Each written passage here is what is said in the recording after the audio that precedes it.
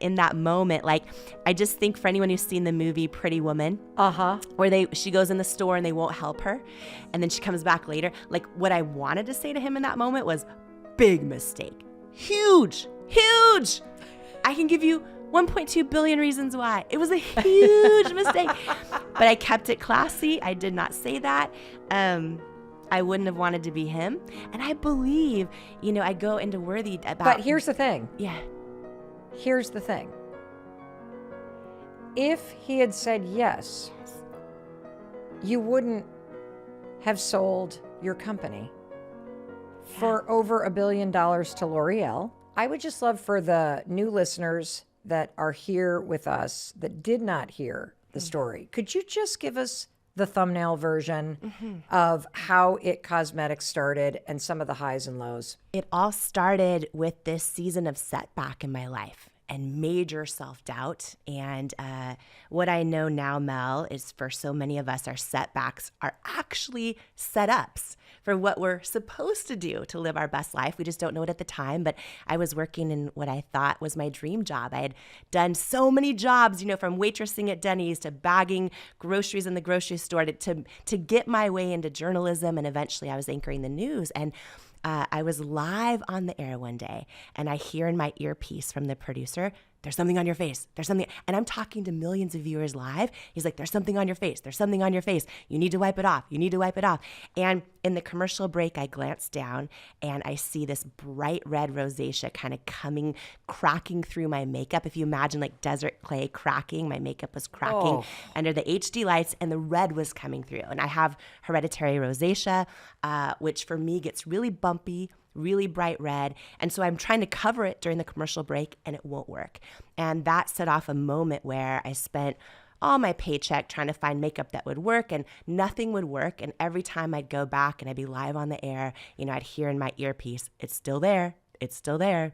It's still there." Oh, and God. I went through this season of self-doubt where I'm like, oh my gosh, I'm in my dream job, but am I going to get fired? Like, I'd be talking live on the air, and instead of engaging in the story, I'd be thinking, are viewers changing the channel? Am I costing the company ratings? And I started this big season of self-doubt. How old were you?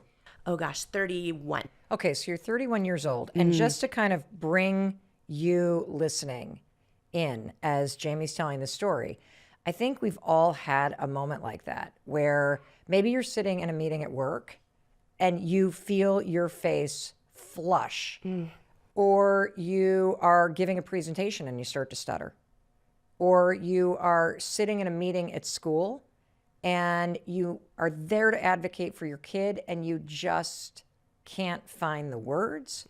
Or you're even in a relationship and every day you wake up and you're like, okay, today's the day I'm going to say this is not working and I need you to change. And you just start to doubt yourself. Yeah. And so this is a universal experience. Yes. But you amplify this because you're on television in your dream job and your rosacea is basically melting your makeup and now making its own appearance on the television with you. Yes. So what the hell do you do? Well, I remember this moment, and I love the examples you just shared because everyone has these moments where you get this gut feeling or this knowing. I remember thinking, this makes no sense.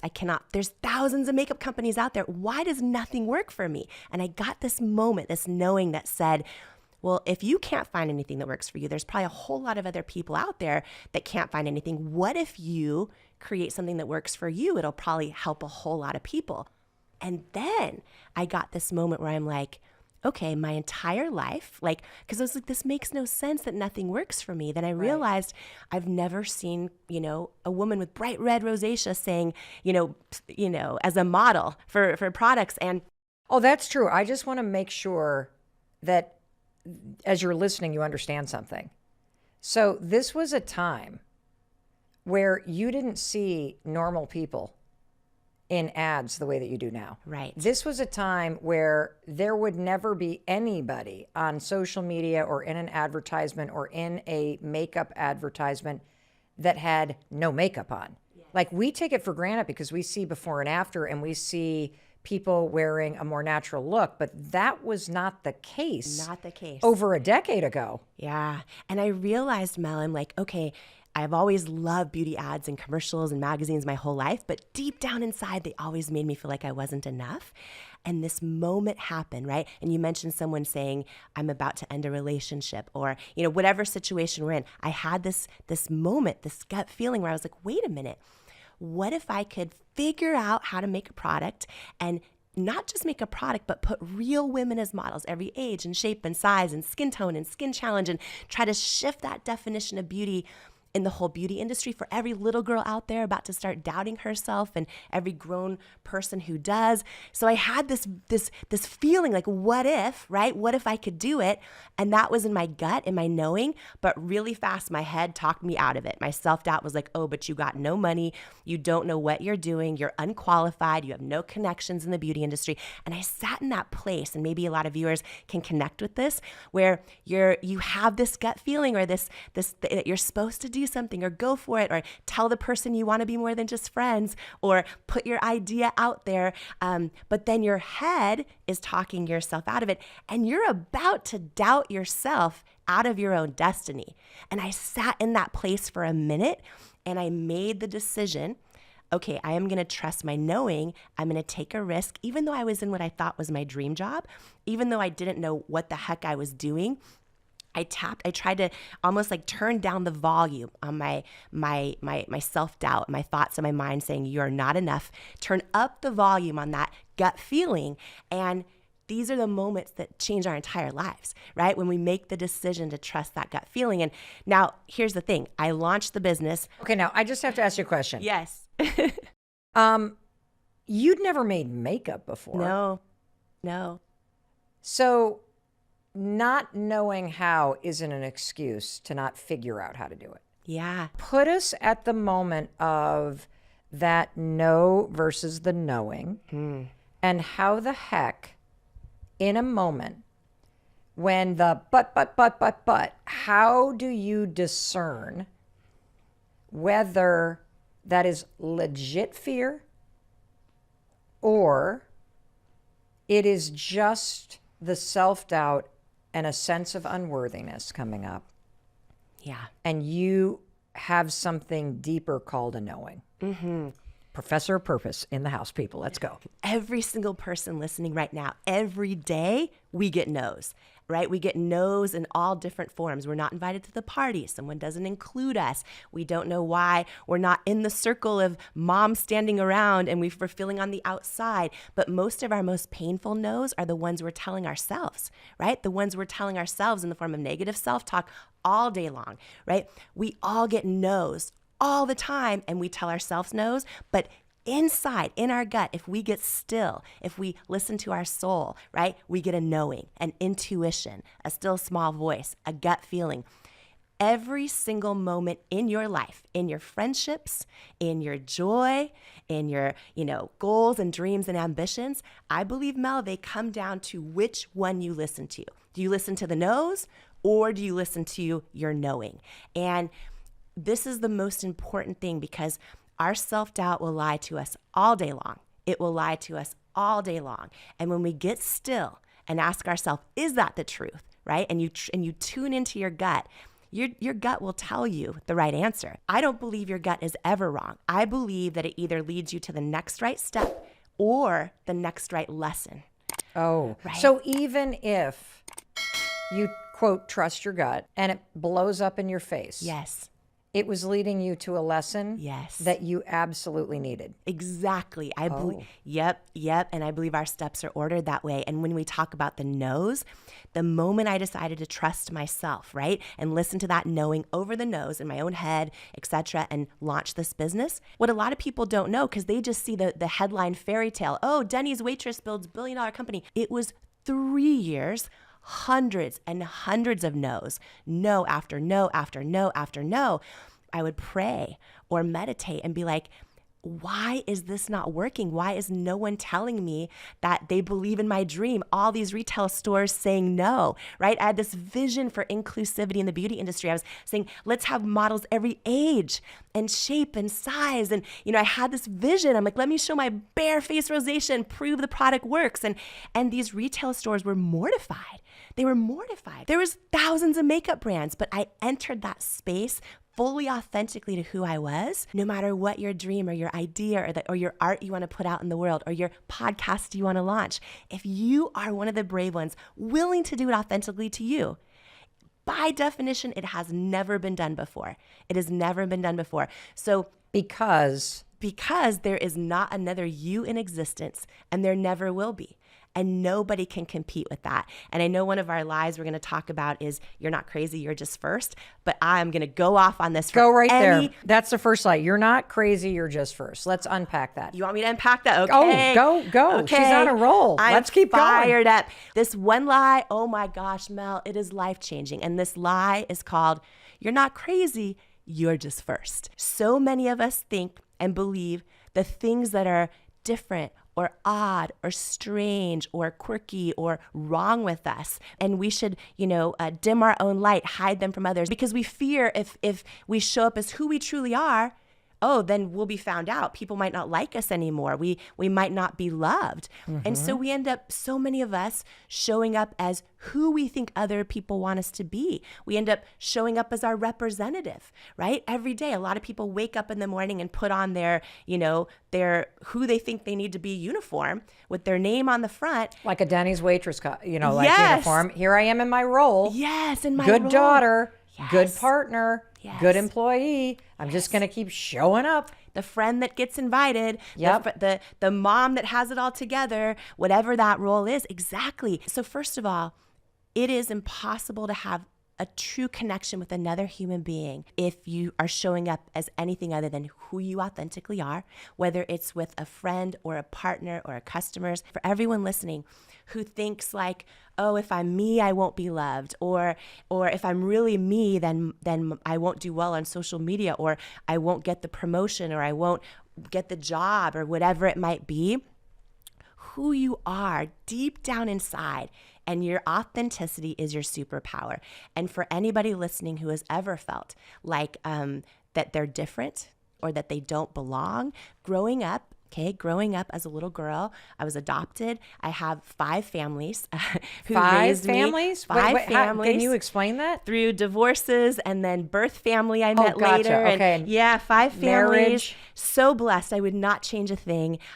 And also, growing up, I always felt like I didn't belong. I would have these big ideas, like, what if we could solve world hunger? And, I was raised in an environment where no one had ever gone to college. And I would hear things like, things like that don't happen to people like us. Or you're crazy. They would always call me crazy as a term of endearment. You're crazy for having these different ideas.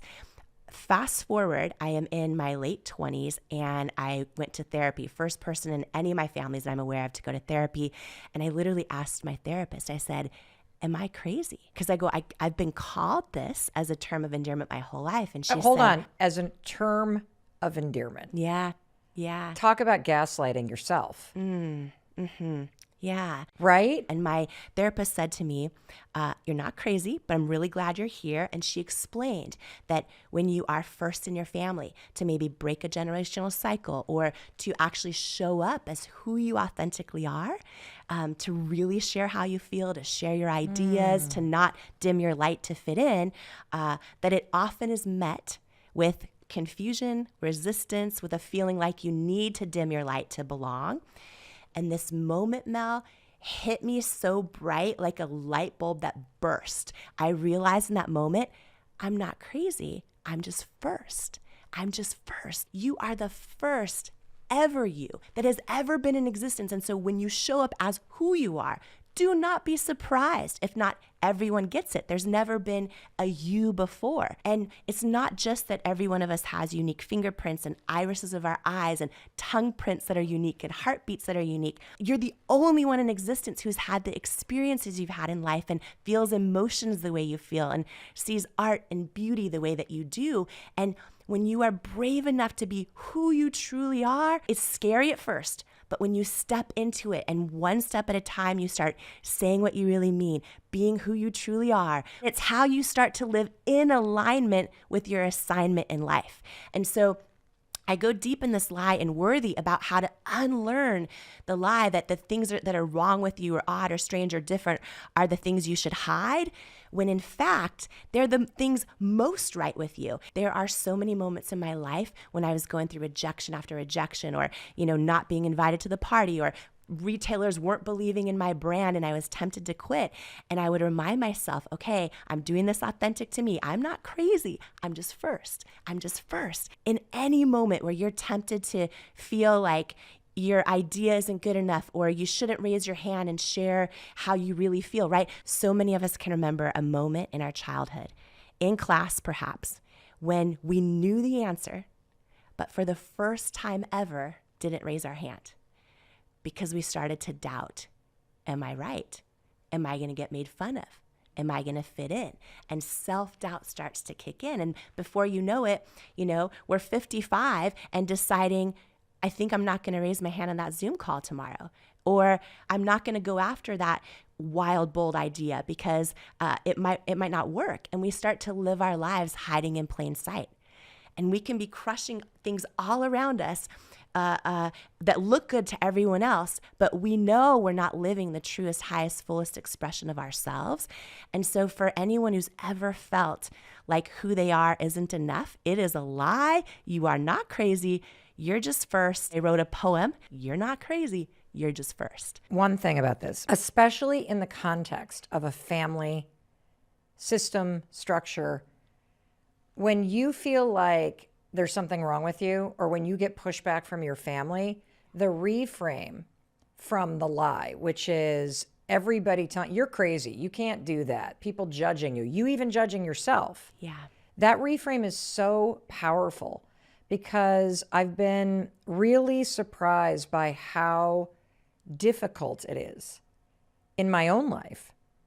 But I know in your life, as you're listening, to break free of that fear of disappointing people in your family or what their expectations were for you. And so to think, oh, I'm just the first one to go to college. I'm just the first one to not be an accountant. I'm just the first one to really prioritize healing. Well, I'm just the first one that's going to live my life differently than everybody in my family has done forever. And in so doing, I am setting up this lie, you're crazy, and calling it out for what it is and living in the truth, which is, no, I'm just first. And as much as I don't want to take a break, I want to hit pause. Let's hear a quick word from our sponsors. They allow us to bring this magic to you listening for free. So give them a little bit of love, but don't you dare go anywhere. I'm telling you right now, don't go anywhere, because Jamie and I are going to be waiting for you after a short break.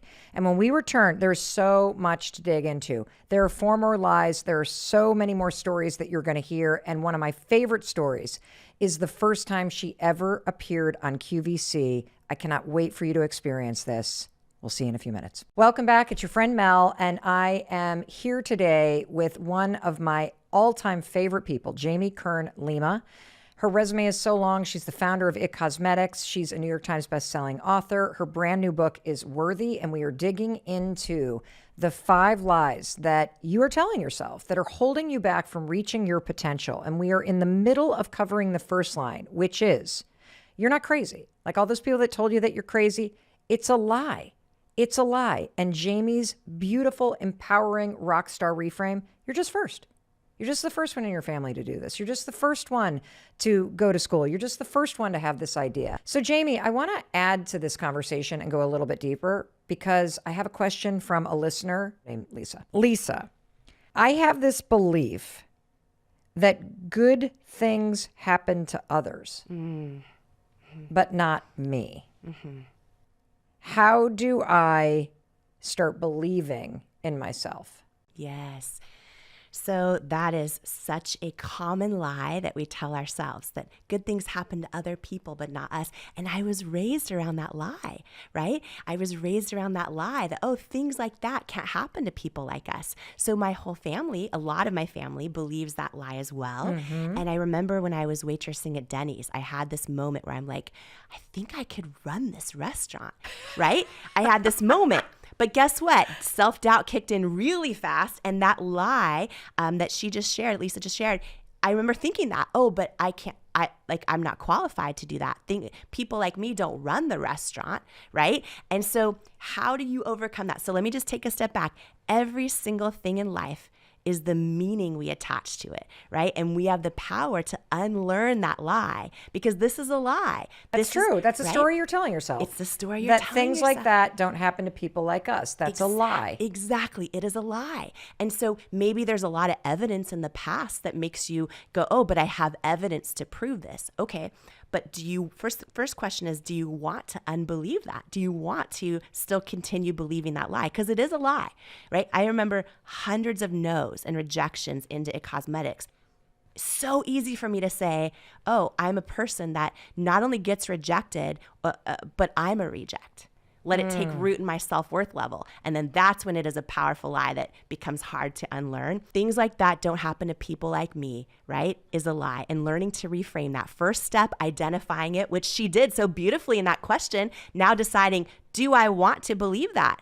Right? That's the next question, because let me just get really real here. Some of us use our lies as excuses on why something's not happening. So the next question is, do I want to unlearn that lie, right? Because those are just lies that lead to self-doubt, that keep us stuck, that keep us feeling like we're unworthy. Right now, as we're talking, 80% of women do not believe they're enough, right? 91% of girls and women don't love their bodies. 75% of female executives deal with imposter syndrome. 73% of men feel inadequate and like they're not enough, right? So why I wrote Worthy is like the time to unlearn these lies has come. And so for Lisa, great job being aware of the lie. A lot of times we tell ourselves lies, we're not even aware of it. We just think they're truths, right? But guess what? You're the character of your main life. You cannot always control all the supporting actors and actresses that come into your world, but you can control the main character and how you describe her and how you define her and what you want her storyline to be going forward. And so the next question is, do you want to keep that lie, or do you want to unlearn it? If you want to unlearn it, you reframe it, and every time it comes into your mind, you intercept it. You intercept that lie that says things like that don't happen to people like me. You decide, oh, no, my new meaning is things like that haven't happened yet. Oh, but they're going to happen. Like once I step into who I authentically am, I am the first ever only me, and I'm going to live in alignment with my assignment. And I believe, for me, when that lie comes into my head, I'm like, oh, I'm not crazy, I'm first. And I just reframe it, and I decide the meaning I attach to my story. I decide what I'm going to believe is going to happen, and I decide that will be my narrative. And the second we do that, right, because what we focus on is what we magnify, and that becomes our whole life. And when you change your story, you change your entire life. Was there a moment in the building of It Cosmetics where that lie came up for you? You're getting told no, and you start to look around and see there's all these other cosmetic brands. Clearly it's happening for other people, and it's not happening for someone like me. Yeah, all the time. The biggest struggle for me was, and especially as we started getting success, right, which was many years in, but we got a big shot on QVC. So after years of no's, I get a yes on QVC, which is a live television shopping channel for anyone unfamiliar with it, and it's broadcast to 100 million homes, okay? At this moment, Mel, we were selling only 2 to 3 orders a day on our website. And that's not enough to pay the bills, Jamie. No. I don't know if you know that, but that's not enough to pay the bills. We were teetering on bankruptcy for years. And after hearing no after no after no after no, even from QVC, I got a yes for one shot in this 10-minute window to launch the product. And put everybody at the scene, because this sounds like something that would cause any human being the biggest case of stress diarrhea on live television because it is an unbelievable pressure cooker, what you have to do. So just for the uninitiated. Yes. Put us on the set at QVC. You are teetering on bankruptcy. Yes. You are only selling 2 of your products every day. Yes. You've been at this for years and years and years, and no, and no, and no. And you're up in your head like, people like me, this doesn't happen to people like me, it happens to them. And, and the lies are coming up. So what do you do at QVC? Like, what do you have to do when somebody says, yes, you can sell your product? Yeah. So, okay, I learned I had to sell over 6,000 units of this product to hit their sales goal in the 10-minute window. In 10 minutes? In 10 minutes or not come back. And remember, we're only selling two or three orders a day, right? So I go to 20 banks trying to get a loan to fund the inventory to do this. 22 banks said no. The 23rd bank, California Bank and Trust, gave us a loan for just the amount to cover this purchase order and a little bit more to get my one shot on QVC. I learned it's a consignment offer, which means if I don't sell it, I don't get paid. I have to take it all back. Right? And everything was on the line. And here's the story about the power of your authenticity, about knowing you're not crazy, you're just first.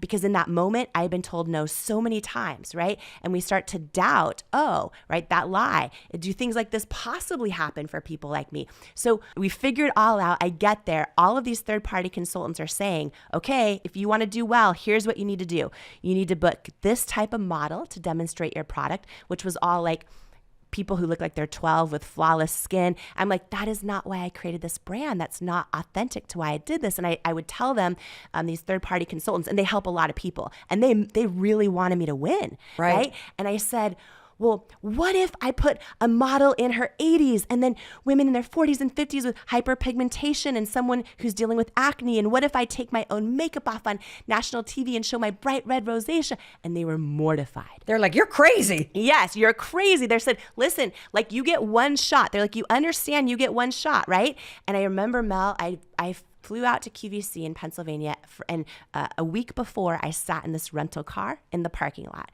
Every single day staring at the front door of the building, like praying, crying in the car all alone because I felt like the pressure was so heavy. And in that moment, those lies come up and I start to doubt myself. And I think, well, maybe I should be inauthentic, try it their way, right?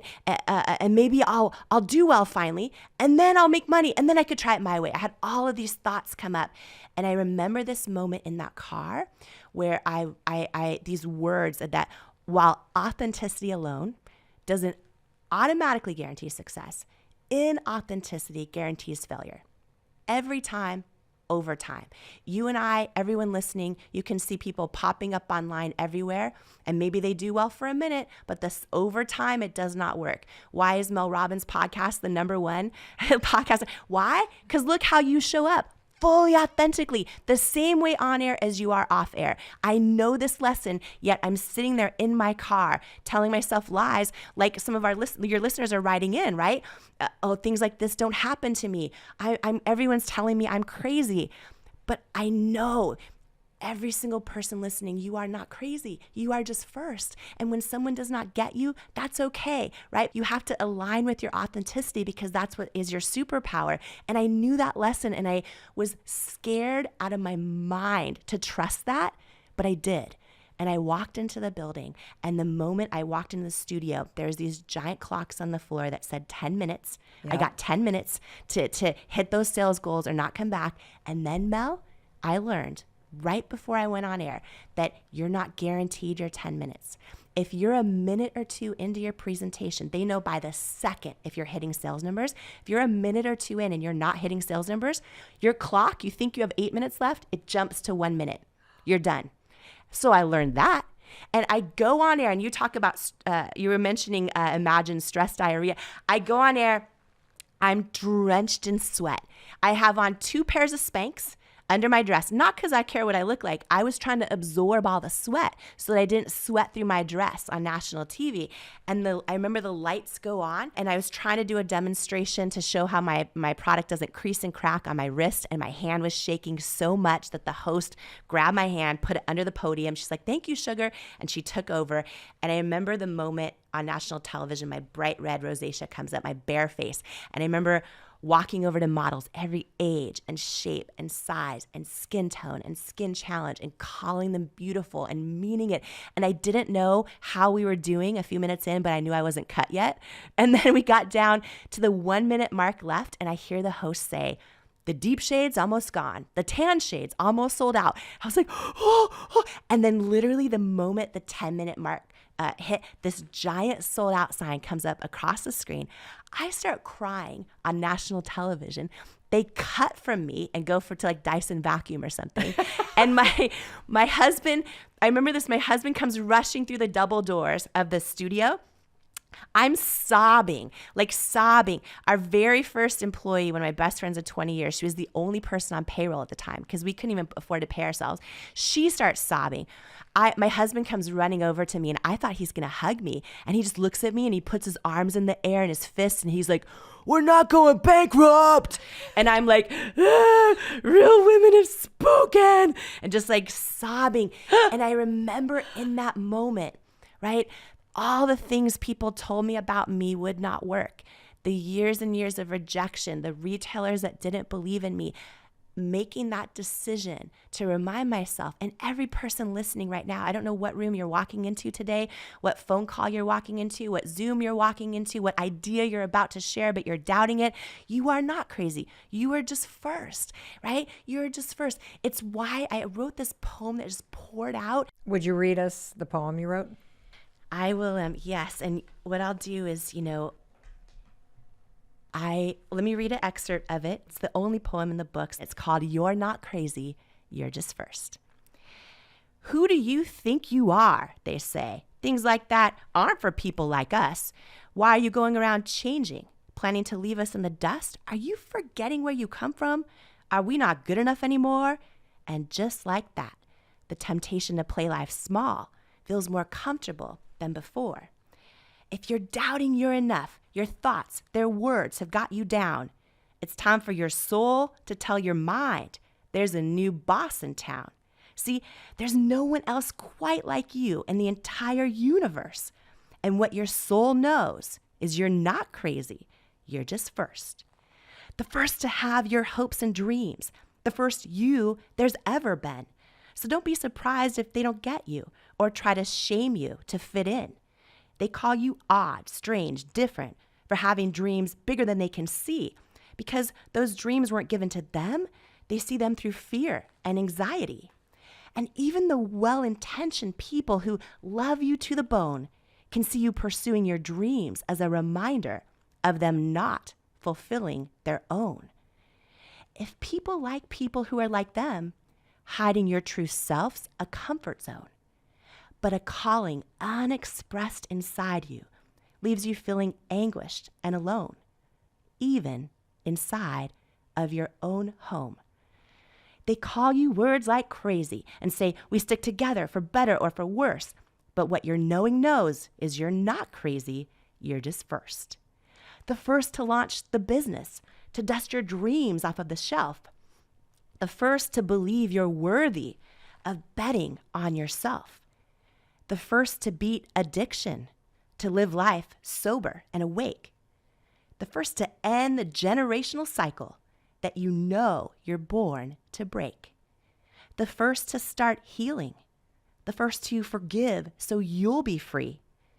The first to love others for who they are, not for who you wish they'd be. And when doubt tempts you to dim your light, always remember this verse. Your soul knows you're made for more, with so much purpose it could burst.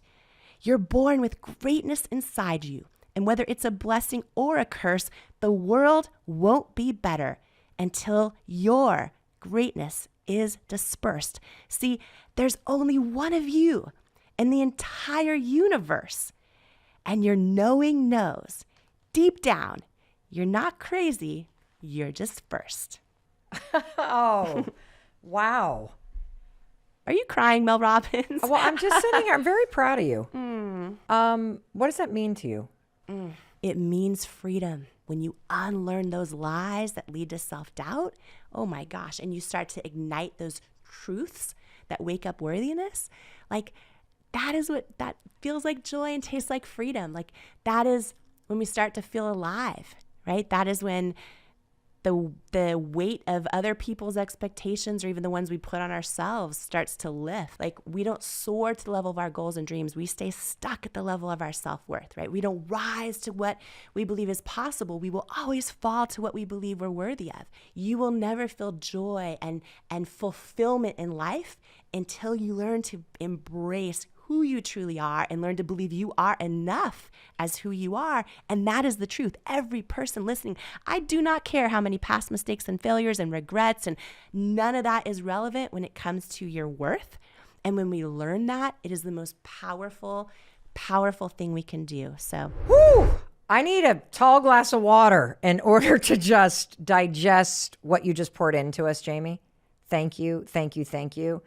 And we're going to take a quick break right now and hear a word from our sponsors. And when we return, don't go anywhere. We have 4 more lies to cover. And this next one, I know that you're going to get a ton out of because it's about your past and about the mistakes that you've made.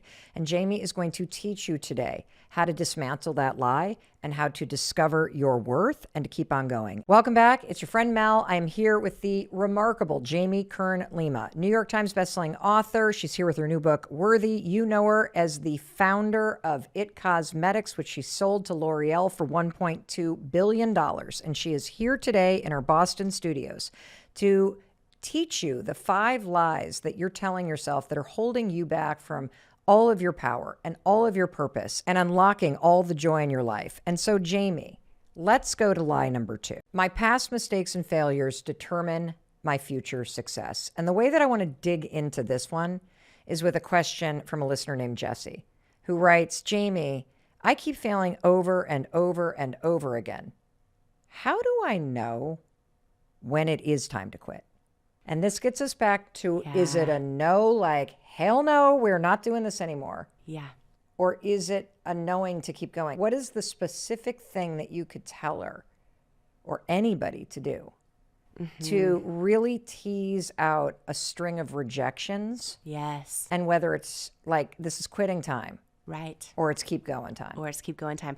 Jesse, I love that you asked this question because here's the thing. You go online, all you see is what looks like everyone's successes. And when we're getting rejected, when we're failing, we think something's wrong with us. We think we're alone, right? We think like, oh, maybe my gut is wrong.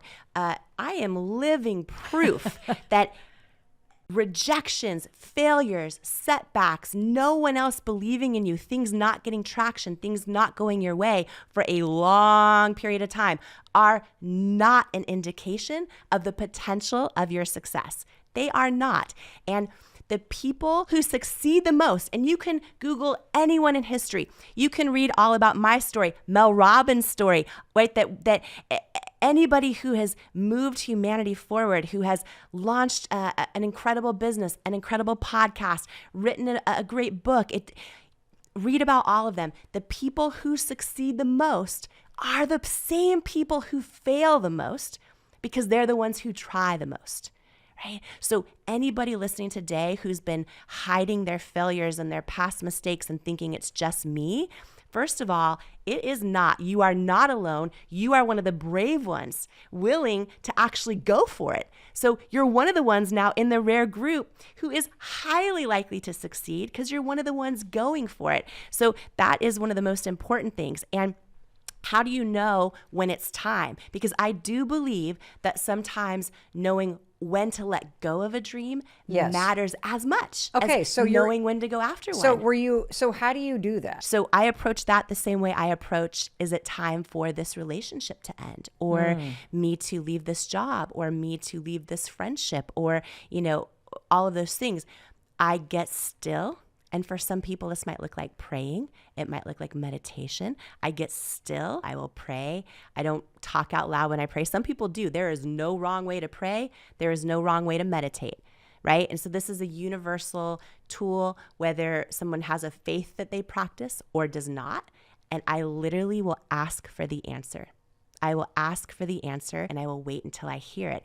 And one thing that's important to do is not project the answer you want and think you hear that, right? Because you can block your intuition when you're just focused on what you're hoping for. But to really get still, get quiet, and ask the question, I will wait until I feel an intuition or something as close to a feeling or a knowing as I can, and I will take a step in that direction. Okay, so I want to really break this down. Yeah. Because we're all hanging on your words, because that difference between a no is the truth. Yeah. Versus a no is just fear. Right. And self-doubt. Yeah. And knowing being deeper. Mm-hmm. A lot of people, they go, well, I don't hear my intuition. What do I do if I don't hear it? This is a skill that you can build. It's like building a muscle. As women, especially, oh my gosh, really all generations of women. But when you think about women in their 30s, 40s, 50s, 60s in particular, a lot of us were raised to be quiet, to not actually like say what we mean and to be people pleasers. Or we learn that we're not enough on our own. Look at all the studies that show women will make decisions based on consensus, right? You look at the studies that show when they ask little girls and boys a question, the boys will give an answer right away. The girls will turn to each other and try to come up with a consensus answer. So we, especially as women, learn like to not hear our own intuition. And so as adults, the beautiful thing is we all have it, and you are never too young or too old to start learning how to hear it again. And so one of my favorite tools to build your intuition is just to take some time, get still, ask a question, see if anything comes up. And that's okay if it doesn't. But then also carve out some time to think back to moments in your life when you had a gut feeling about something and maybe you trusted it. And then what happened? And then similarly, think back to moments when you had a gut feeling, you didn't trust it. You let everyone else's opinion tell you what to do or whatever. You went against your feeling. And then what happened then? And as you focus on those moments in your life, you start to build that muscle of remembering, what does that feel like when I have a feeling? And when I trusted it or didn't trust it, what happened? And you start building that muscle over time. And you've got to give yourself grace, right? Because you talk about neural pathways on your show all the time, but for a lot of us, we haven't learned how to hear ourselves or trust ourselves our entire life. What if we all take up this hobby of, I'm going to learn to trust my own intuition? And every day I'm going to take one step forward of trusting it, right? Or just asking myself before I just give an answer to someone and say yes when I really mean no. Like say, oh yeah, I'll volunteer for that thing when you don't want to do it, or whatever it is, right? Just pause and be like, how am I really feeling, right? And that's your intuition telling you exactly what you need to know. And then just making that decision one step at a time to start trusting and to rebuild that muscle. You know, if I can offer to you listening just a little explanation for how I do this. Yes, yes. So for me, absolutely, got to get still. Yeah. Because I notice that the lies are more dominant and the self-doubt is more powerful, the busier I am. And the more I'm just in the go, go, go, go, go, go, go. Because there's a lot of emotion and energy with go, go, go, go, go, right? And so when I get still and I really drop into what is true for me, there is a very distinct feeling associated for me personally. And the feeling is this. If, let's just say that I have to make like a phone call. Every one of us has a phone call we're probably putting off or dreading, right? And if you drop into, how do I really feel about this? Do I need to make this call? Should I not? Or a conversation. There's a conversation that you need to have.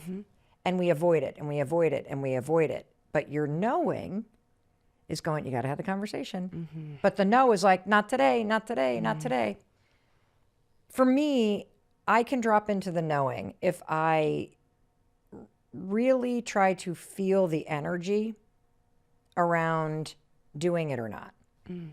So when I'm putting something off, even though it feels a little bit like a relief, I feel a part of me shrinking.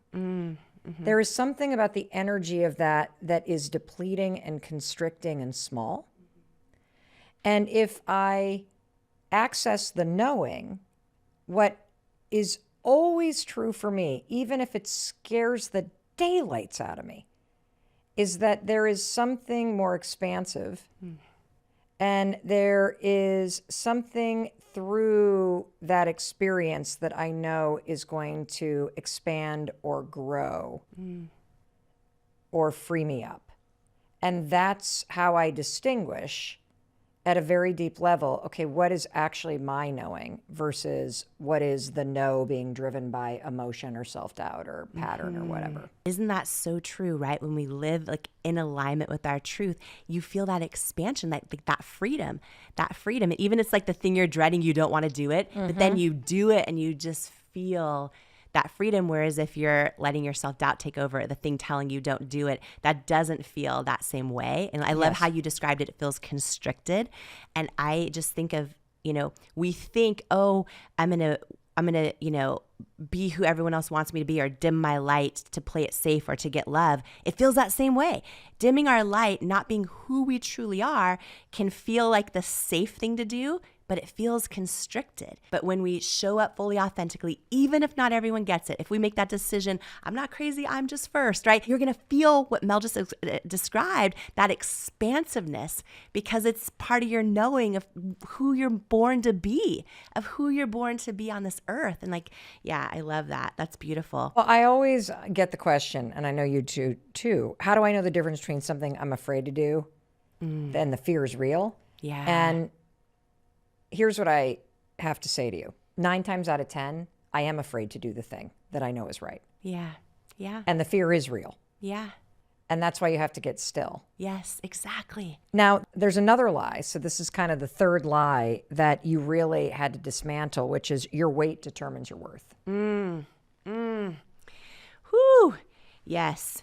For every person listening, Mel Robbins, most of my entire life, I believed my weight determined my worth. What does that mean? Right now, 89% of girls and women will opt out of meaningful activities, including interaction with friends and loved ones, when they do not like how they look.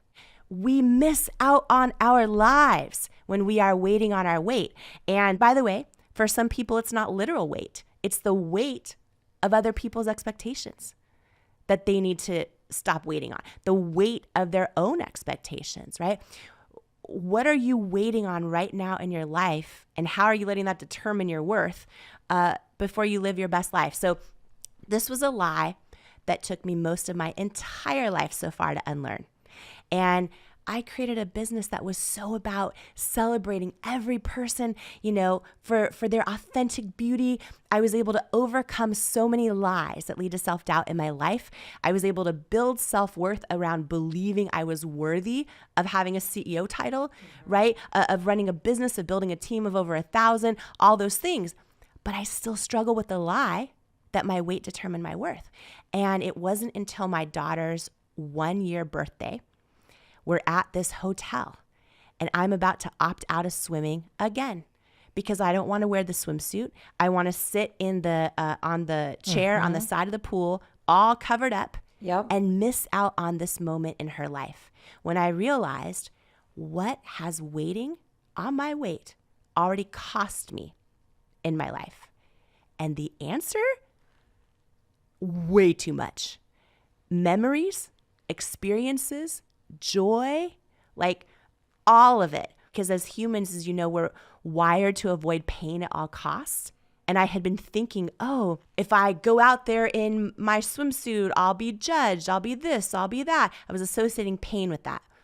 In that moment, I flipped the script and I associated more pain with what I had missed out on, with the pain of regret, with the pain of what has waiting on my weight already cost me. And that is how I flipped the lie around. And I decided no more. And I literally took my cover up off. I shook my cellulite with joy, and I got right in that pool.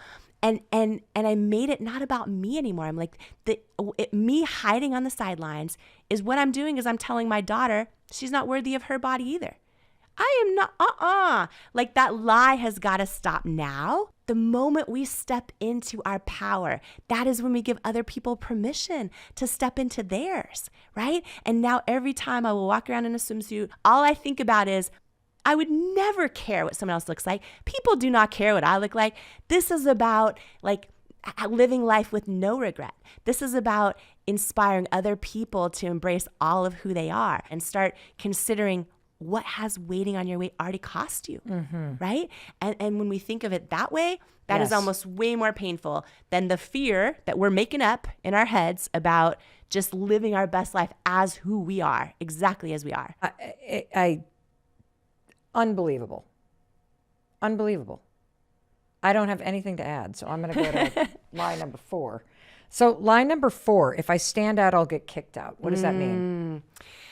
This is a big one because as women, we learn to downplay our strengths, to dim our light, to fit in.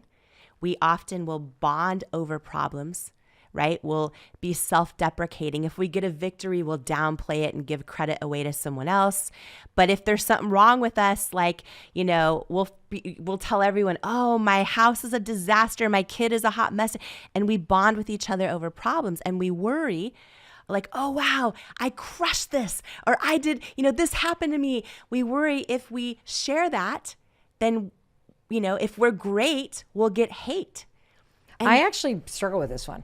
Yeah. There are very few people that I share my success with or my wins or the things that I'm really proud of that are going really, really well. Like I chronically downplay things. You're somebody that I'm the first person to text, the first person to be like, oh my God, Jamie, this thing, like big and small. Yeah. But this is definitely something that I struggle with, that I, you know, and I grew up around someone who constantly was griping about other people who were wealthy or who had this or who had that or had the other thing. And I started to associate any kind of standing out as attracting disapproval, a lack of love.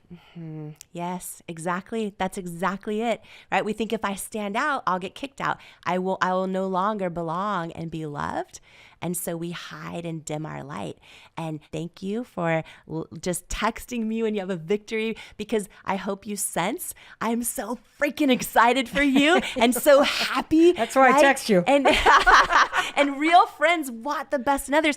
And it just takes every one of us together to start celebrating wins of other people, to start sharing our own wins. And I think one tip on that for everybody listening, if you're just hesitant to, you know, unlearn that lie and you're worried that people will think, oh, who does she think she is? Or she's arrogant or all that crap, which is just their own unworthiness being reflected on you because they also believe that lie. Instead of thinking, oh, I'm going to share my win because of myself, just flip it and think, when I share my win, I'm living an example of freeing another woman to start sharing hers. And you make it about something bigger than yourself. And that is how you unlearn the lie, one step at a time, especially for people that feel like, oh, you know, self-worth is selfish. It's not.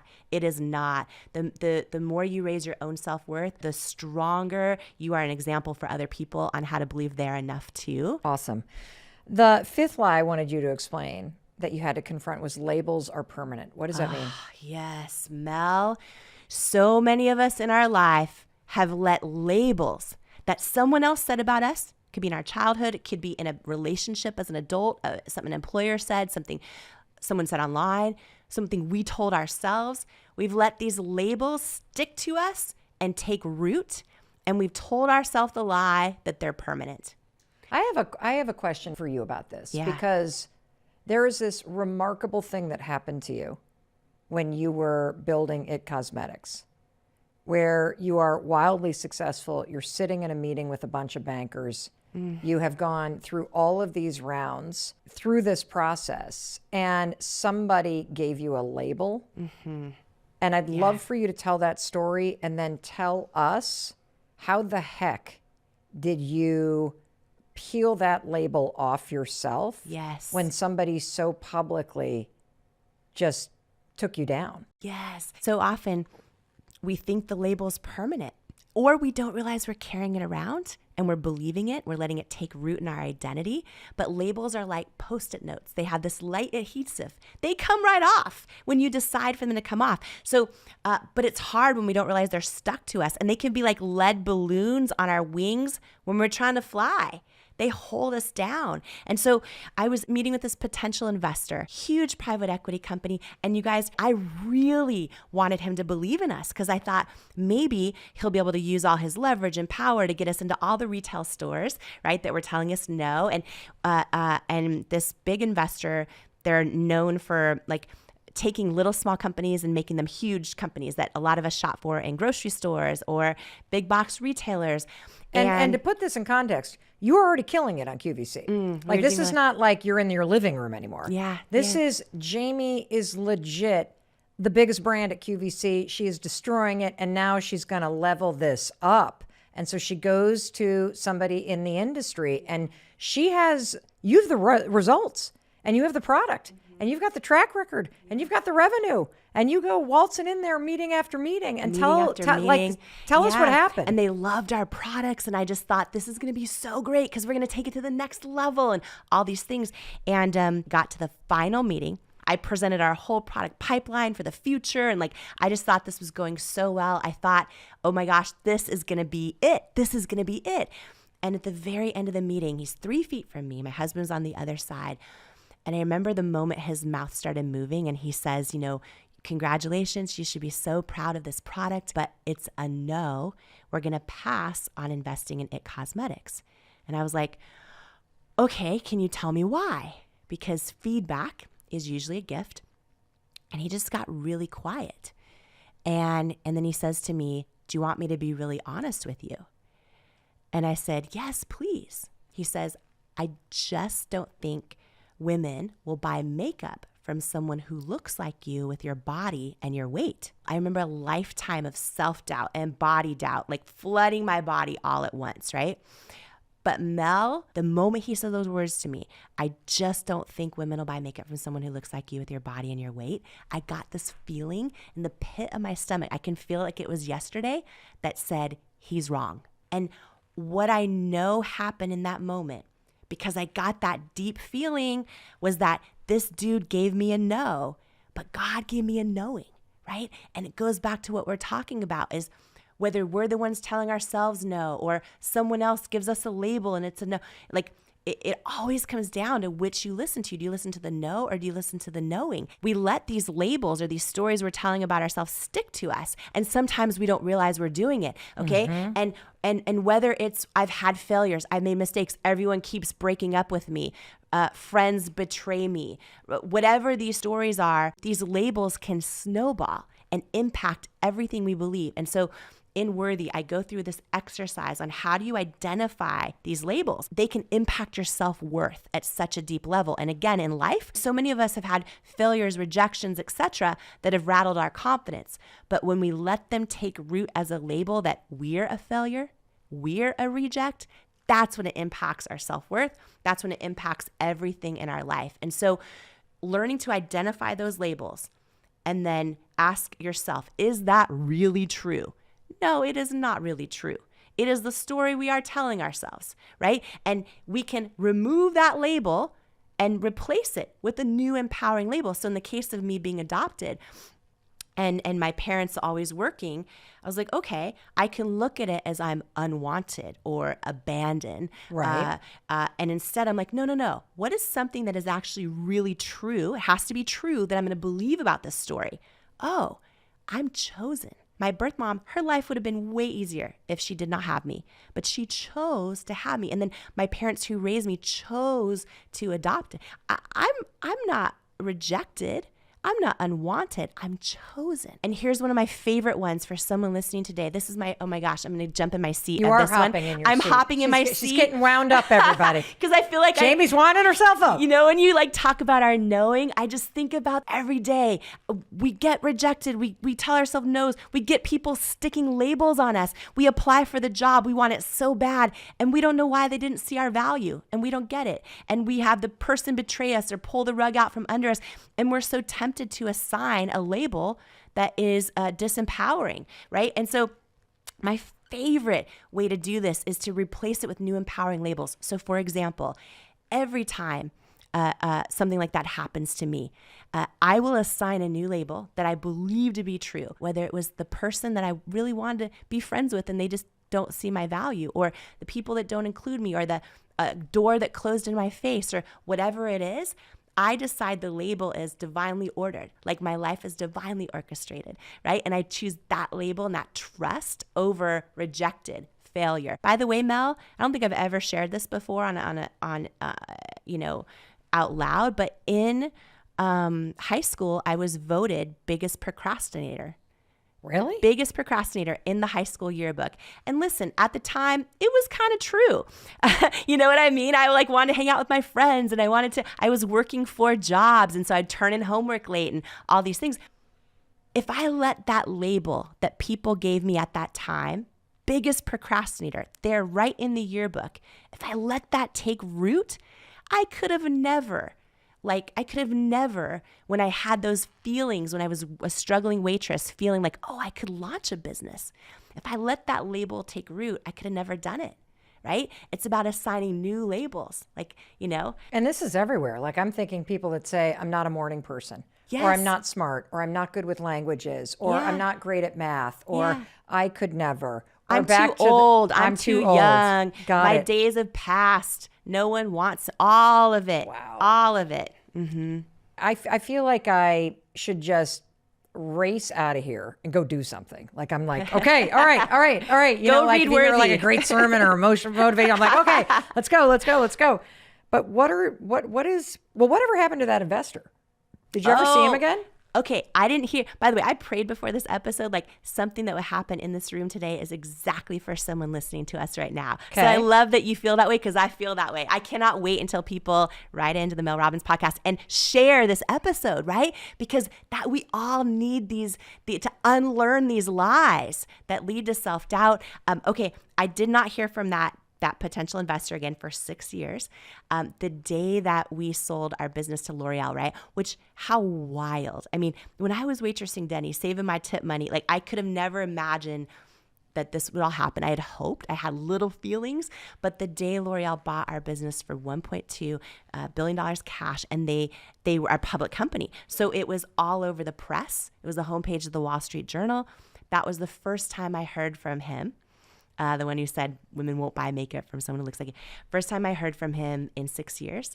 And he said, congratulations on the L'Oreal deal. I was wrong. No shit. And it's funny. I know I've joked with you before about this, that in that moment, like I just think for anyone who's seen the movie Pretty Woman, where she goes in the store and they won't help her, and then she comes back later. Like what I wanted to say to him in that moment was, big mistake. Huge. I can give you 1.2 billion reasons why. It was a huge mistake. But I kept it classy. I did not say that. I wouldn't have wanted to be him. And I believe, I go into Worthy about... But here's the thing. Yeah. Here's the thing. If he had said yes, you wouldn't have sold your company for over $1 billion to L'Oreal, and you wouldn't have been directed on the path you were meant to go. And one of my biggest takeaways always when I listen to you and I hear your wisdom is that it's easy to look backwards at your life and both go, thank God it happened that way, or I now understand how all the dots connect. Yes. What you're talking about is the life-changing magic of learning how to be in the present moment, the present day, and trust that the dots will connect. Yes. And that your life is directing you toward the lessons or toward the life that you are supposed to be leading. And that if you can get out of this self-doubt, and if you can tee up the lies and the labels that you keep telling yourself that simply aren't freaking true, that you can drop into this deeper knowing. And the deeper knowing can be as simple as, it is going to work out. Yeah. I am figuring it out. Yep. I do know what is right for me. And I'm worthy of being who I am. I'm worthy of my goals and my dreams. And our self-worth is our ceiling. Our self-worth is our ceiling in every area of life. And it's those lies that I'm so grateful we got to dive into, that they create a ceiling for us. They create a ceiling, right? And so unlearning those lies and learning to believe that you are worthy exactly as you are. You are not crazy. You're just first, right? That your past failures do not determine your future successes, right? That if you stand out, you'll get kicked out. If you stand out, that is how you step into alignment with your assignment and the person that you're born to be. So it's like unlearning those lies is the greatest way to get like on your North Star of who you're born to be, and to enjoy the journey. Because when we're living under the belief of all these lies, you cannot be fulfilled. No matter how much you accomplish, you cannot be fulfilled when you don't believe you're enough.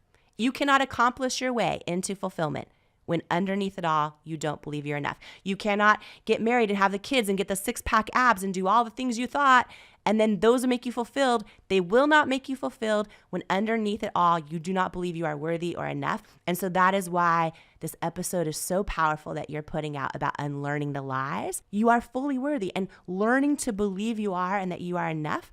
That is what brings fulfillment in your whole life. That's when you on that path are able to be fulfilled as you step into all the most beautiful and hard and difficult parts of your life. And last thing I'll say is, when you believe you're worthy, you become more fearless and more ambitious, right? Because I might go for it and fall flat on my face. It might shake my confidence for a little bit, but it cannot touch my self-worth, right? So your self-worth is your ceiling, which is why I'm so passionate about this. Because when we don't believe we're enough as we are, we'll either stay stuck, we'll go for things and sabotage them, we'll hit a ceiling, or we'll actually achieve them, but feel empty and like something's missing. So believing you're enough, building your sense of worthiness, it's the key. I did a lot of things my whole life where I did not feel fulfilled, and I thought something was missing even though I was achieving, and I didn't know why. And it's because deep down inside, I didn't yet believe I was enough. So that is the one thing that will change everything. I wanted to ask you about something that I think has affected you. I know it's affected you, but so many people listening have this in their life, and maybe they shove it in the back of their mind, but it's still there. And that is this idea of labels. And what I mean is, like, so many of us have had, maybe it's when we were kids, someone called us a name, or we're in a situation and someone says, oh, but you're not smart enough, or you don't have what it takes, or you're the wrong fit for this, or you don't come from the right family, or this, that, the other thing. And a lot of times we then find ourselves as an adult, and that label is like stuck and it's taken root, and now it's sort of coming out in our lives, and we haven't even thought about it in years, but it's still there, that identity. When you were, I think it was 8 years old, you were called Eddie Spaghetti. Eddie Spaghetti. Can you share how that happened and how you did or didn't let that label take root? But I talk about this in the book a lot too, is that, and how to overcome it, which I have. That part of me, I've leveraged into something pretty strong. But I talk about in the book that a lot of the beliefs we have about ourselves were installed in us, our identities, these thoughts and concepts we believe to be most true about us, our worth, they were installed in us when we were defenseless as kids. So it's like, be a good boy, be quiet, be a good girl, don't do that, don't make too much noise, and you start to develop this identity when you're young, and then when you get out into the world, because you believe it, you confirm it, and then you gather more and more references for it, and before you know it, you're 20 or 30 or 35 years old, and it's who you are. And you've proven it because of this. Your identity is the most powerful force in the world. You're going to be consistent with it, and most of what you believe about yourself, you weren't in control of believing. It was put there when you were a child. Well, same with me. So you have this combination of this kid who's at home, things aren't real stable there most of the time. Sometimes I feel like I overcook that too, because when it was good, it was very loving. And the other thing is I had this loving mother 100% of the time, right? 100% of the time. And great grandparents and lots of great stuff, but there was this thing, right? So you have that anxiety going and chaos, going to school. I'm a little guy. I'm shy. I'm very, very shy. You know this about me to this day. I'm still very introverted, which surprises most people because of the speaking and stuff in the show, but I'm super introverted. And I just started to get picked on. And this Eddie Spaghetti, your meatballs, right? And the class would sing it to me and they'd see me get upset. And it started to develop into this pattern of you're not good enough all the time. And then I remember, you know, a few years later, a baseball coach, really, I was become a pretty good player, but we had a great player on our team who went on to play like Major League Baseball for many, many years. He's still a really good friend of mine. And I had a couple bad games and I was down. And our coach pulled me into his office. He was sort of a mean dude. He's a good dude, but he was a tough dude. He pulled me into his office. He goes, "Hey, Eddie Spaghetti, this is now I'm a teenager." And he goes, "Did you ever think that maybe you're just not as good as him? Like you going 0 for 3, like you can go 0 for 3, he can't. So why don't you just accept the fact you're just not that good?" This was my coach, right? And I remember just walking out of there like, whoa. And then I've shared with you another story that when I became a speaker, someone that I looked up to was like, you know, you're really not that good. You know, like I can't even listen to you for more than about 15 minutes. And then, I used to think to like, am I like, is there something on me that's like, you can just punch me? Like, is there something about me? Like people think they can just tell me these things about me. What is it about me? Because other people aren't, what I found out is other people are hearing similar things. And the truth is, I just started to go, I actually asked myself a question that I say in the book. I don't really believe that many good things about myself. What would I need to believe about me that would serve me? What would I actually need to believe about me that would cause me to change the way I show up in the world? What would I need to believe? And all of a sudden, I started to really think about that. How would that guy walk? How would that guy talk? I'm doing an impersonation of this insecure guy. I'm doing an impersonation of a shy person. I'm doing an impersonation of someone who doesn't have confidence. It's an impersonation. It's not who I really am. Well, maybe I could begin to impersonate the person I want to be. And I actually started to impersonate him a little bit. Not fake it, but like, you know what? He'd walk with his shoulders back. His voice would be a little bit deeper than the one I'd walk around with. He'd think certain things about himself. Moreover, he would treat other people a particular way. He would treat other people in a kind and generous and strong way, almost in an overabundance of kindness and generosity to people, and belief and love for people. And a lot of that happened when I worked at the orphanage. I was like, now that's the guy I like. That's the guy that I am. I'm the giving guy. I'm the kind guy. And you know what? I found out when I did that, I took it away from me, as we said earlier, and it was about other people, that I found a lot more peace. So I just started to become that person, and slowly but surely, I think I am that person. That is really powerful. There's, I'm sure, so many people, I'm sure they'll send messages about this, who, you know, see you online, watch your content, and maybe think that everything's perfect. Right. And think that you were just born with all of this confidence and with, you know, everyone loving you and millions of people following you, even through grade school, right? I mean, we tend to think those things about people that we don't yet know deeply. And then we think when those things happen to us, like someone tells us we're just not good enough, we kind of hide it because we're embarrassed by it, or we think it doesn't happen to other people. And I feel like you sharing that is so powerful. Thank you. I think I have a lot of people from high school actually that follow me now, right? When you're, and I think if you were to ask a lot of them, because they've told me this, I just wasn't, I think they would just say to you, like, it just, I wouldn't expect it to be an Eddie. You know, not like he was a complete, I was just there, if that makes any sense. Like, no, I would not, there was no like most likely to succeed in any of my, you know, yearbooks or anything like that. But I don't think by the time I graduated, it wasn't like he's a complete dum-dum, but it was just like, he's just Eddie Milet, you know, he's just Eddie. Like, you would never suspect he would be the person that, you know, might reach a lot of human beings in his life. You know, you just would never have predicted that. And that ought to give everybody hope.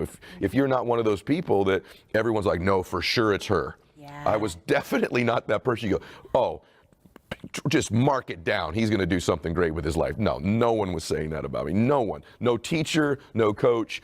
Maybe a couple teachers when I was a little guy, but most people would not have said that anything significant was ever going to happen. So good. They didn't know you were the one. That's right. They didn't know. That's powerful, because a lot of people are wondering, am I the one? Can I be the one? No one's telling me I'm the one. And I think the fact that you doubt, or wonder whether you're the one is indicative of the fact that you probably are. Woo! I do. I just believe that. That's so good. And you know this, and by the way, the reason it's good is because you know that to be true about you. I know that's true, right? But I've never thought about it that way. I know that's true. And I'm just thinking right now, I have goosebumps thinking about how many people are listening to this, and right now they know that they're wondering if they're the one. Yeah, and that makes you probably the one. Yes, that's right. And you know this because it happened in your life. Yes, that is huge.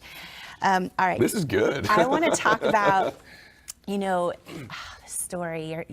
Can you share with everyone this story? I feel like someone needs to hear this today about your first grade teacher. Yeah, Mrs. Smith. Yes. So, I'll even elaborate on it a little bit. So I had no confidence at all, and I was getting picked on. This is what I think happened.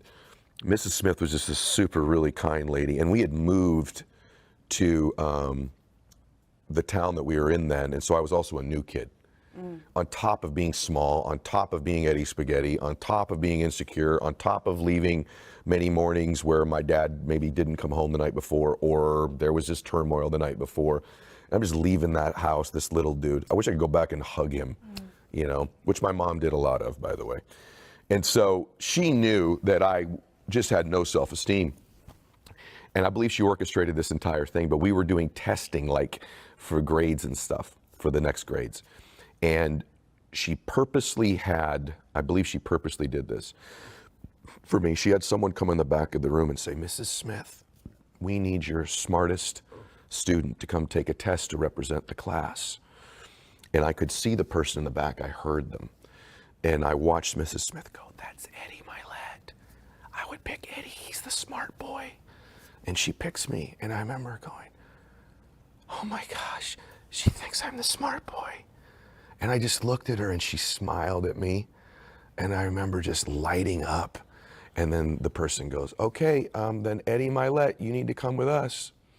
And I stood up, and it was the first time ever in my life that I was like, I'm special. This is special. And I walked up and went to the back, and I took the test, and I guess I did well. But when I came back in, I didn't say this on the last time I told this. When I came back in, at the end of the day, class was over, and Mrs. Smith said, Eddie, can you come up here for me? And I came up, and she hugged me. And she goes, you're so special and so smart. You're the smartest boy. And she just like hugs on me for a minute. And it really changed my life a lot. It changed my life because that was the first time I was like, well, maybe they're wrong. Maybe I am smart. Maybe I am special.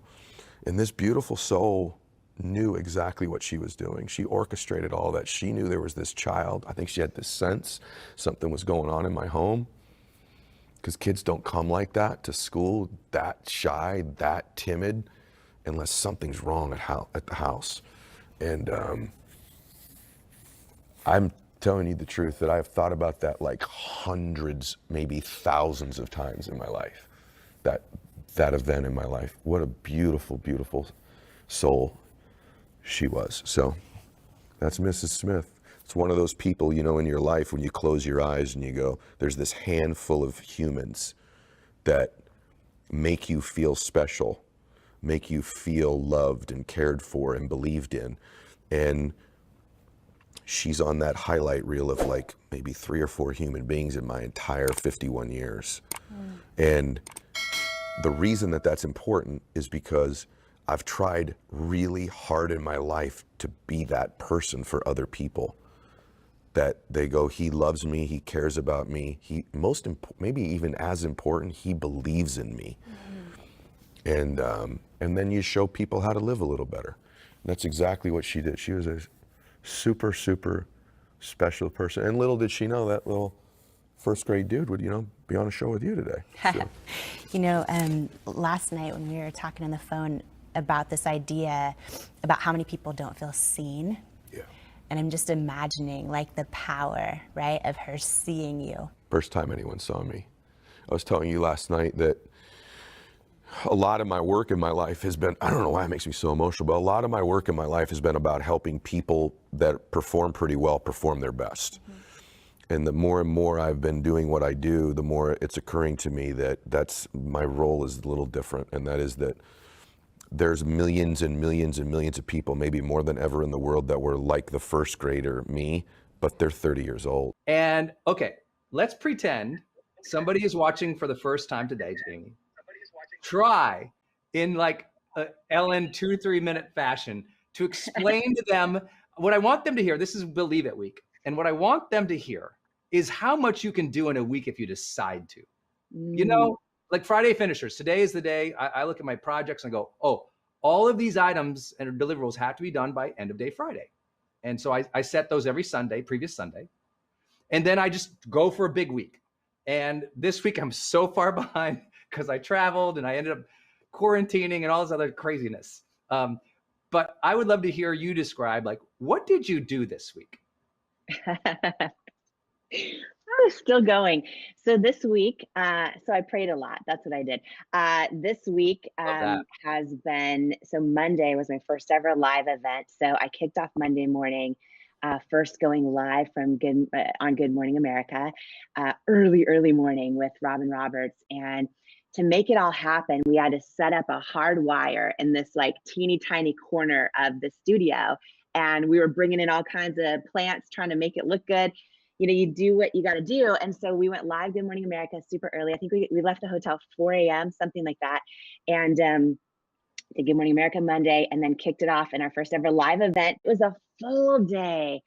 Oh my goodness. I think it ended up being somewhere between 12 and 14 hours live.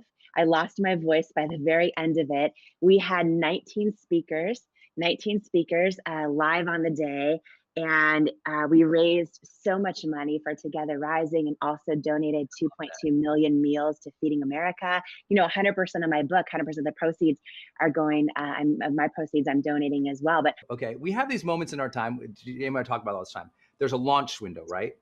You prepare, you launch. And sometimes like that Monday is this huge event, you know, registered 200,000 people and launched a book, you know, in the top 2 of all of Amazon, #1 brand new release, #1 in her category, monster book launch, right? And that took 2 years to lead up to that Monday. yeah. 2 years to lead that Monday that everybody saw. And what I think's beautiful about that is a reminder, y'all. I believe, Jamie, I don't know if you feel like this way, but I personally believe that a lot of people lost their big ambitions in the pandemic. They were like, I'm going to wait, and then I'm going to do this thing. Where instead, you, over 2 years, write a book, launch a new brand, launch a new thing. Let's go. We launched Growth Day during the pandemic. We're like, oh, we're not going to sit and wait until this thing is over. It's like, this thing is here. And you know what? There's always chaos. There's always struggle. There's always uncertainty in life. You can't be on permanent hold. If you want to achieve great things, you cannot be on permanent hold. You have to find a way, even if you do them different. Jamie probably never imagined she'd do a big virtual event. I never imagined that we would launch Growth Day the way that we did without, you know, our experience of live events. I just want to remind you, big ambitions are okay still. You've got to believe in a bigger picture, a bigger vision, a bigger possibility for yourself. And you don't tamp that down because of uncertainty or politics or even the pandemic. You might have to change it, alter it, reimagine it, but don't kill the dream. And because she didn't kill the dream, she showed up, changed people's lives, and is a #1 bestseller because she didn't hold the dream. There's a belief that says, I will keep going despite uncertainty, despite rules I don't like, despite challenges that are like, that suck. And then you could have Mondays like that. Like, I want you to all have Mondays of impact in your life. And that doesn't happen if you wait. I hope that helps. That's so good. You know, I love all the Growth Day coaches so much, and I believe in the power of being a lifetime student. And something you just said, reminded me of something one of your growth day coaches, Dave Hollis, said recently, where he said, change challenges confidence. And I think all of us, right, we've gone through the past 14 months, so much change, and it has challenged our confidence. And I think it's just important to be aware of it, because there's so many people that have had so many more challenges than ever, and so many more things stacked on them, especially parents, than ever. But we also get stronger in those seasons. And I think what's so important is we don't let our capacity to dream or to believe get smaller. And it's easy to do that, right? I was thinking about this, Brendan, and I was thinking about this, how, for anyone who's had a parent retire, right? Like a parent retire, and then you realize like a year into it, their capacity starts to get smaller, meaning like if they're used to traveling all the time, or they're always out socializing or whatever, and then their lives and their careers and everything changes, all of a sudden when they travel, it might be a really big deal, or they go out to an event, it's a really big deal, and you're like, oh wow, right? Their capacity is kind of changing a little bit. And that's why a lot of people retire and they're like, I can't handle this, I need to go volunteer, I need to go, right? Because their capacity shrinks. I think what's happened is twofold in the past 14 months. People are getting things stacked on top of them that are more difficult, but then also the capacity to dream and to live in anticipation and to believe things are possible has kind of been put on hold for a lot of people. And it's gotten a little smaller. And then you stack that with being around just the divisiveness inside a lot of people's families with how they feel politically, or how they feel about the pandemic, or whatever's going, the vaccine, whatever's going. It's a lot. And I think what you're calling out is so important today, so that we don't let our capacity to dream and to have huge goals shrink because everything else is stacking, right? And I think that's huge. When I think about people in my family, for example, one person comes to mind who I won't call out, he's amazing, but he traveled every single day forever. And now when he has one trip, it's like packing for 2 to 3 weeks ahead of time. And then like, you can't go out to lunch the day before travel because I'm going to travel tomorrow. Like it's this big thing, right? And I just want to make sure that doesn't happen with our dreams and with how we're seeing our hopes and our goals and everything else. Hopefully that makes sense what I'm saying, but I know it's Belief Week also Yes. on the Growth Day Morning Show. And I just think it's really important around the topic of mindset when it comes to how, oh, wait, are we letting our own capacity shrink for believing in our dreams because everything else is getting so big that feels so heavy, right? All the change has been challenging your confidence, to use one of your Growth Day coach Dave's words. I think it's just an important thing to be aware of it, right? And that's why another reason why I love this Growth Day Morning Show, because we talk about all these things and we talk about being aware of them, and then like, okay, now what do we do about them? You know what I mean? Yeah, I think awareness is huge. Yesterday, I was trying to give people, for those who missed yesterday, I was trying to give tactics of writing down the beliefs you believe the most aspirational people in your life have. Yes. And like, what do they believe about themselves? What do they believe about others? What do they believe about the world? And then ask, are you adopting and living from those beliefs? Are you ingraining those beliefs through your behaviors and your thought patterns into your head, so you have those optimistic or stronger or confident or caring, compassionate, loving beliefs? Like, are you setting that up?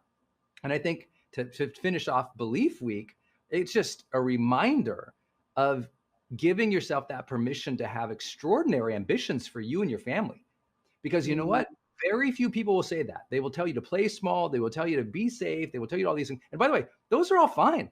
And hey, it's very easy to perpetuate a message of security and safety during a pandemic. And we should be responsible in the messages we share. Ladies and gentlemen, rock this house and welcome to the stage, Jamie Kern Lima! Jamie Kern Lima! Every single one of us has had someone tell us we're not enough. Every single one of us has had someone say words to us that hurt.